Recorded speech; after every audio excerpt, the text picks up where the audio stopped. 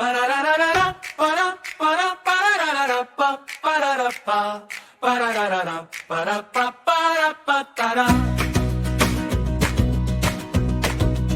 Sa gitna ng mga ilog, Tigris at Euphrates, nagmula ang unang sulat, ang cuneiform na tanda.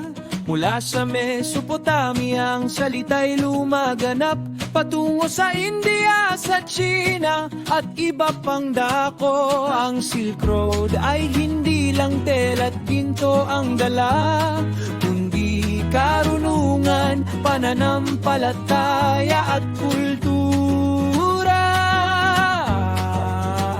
Tawid daigdig, ugnayang walang hanggan, mula Mesopotamia hanggang Mesoamerica. Egypt, Grecia, Roma, India, China, pinag-isa ng kalakalan at karunungan. Sa nile ng ihip ang papyrus ay sumulat, mga ideyang Pythagorean mula Grecia ay lumaganap.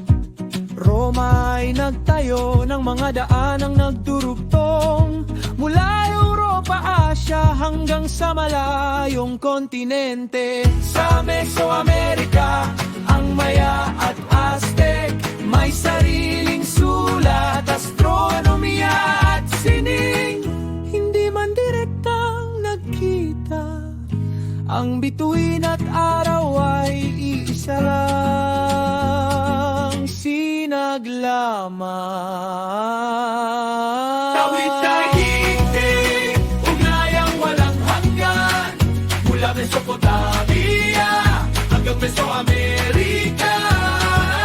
Egypt, Grecia, Roma, India, China, pinag-isa ng kalakalan at karunungan.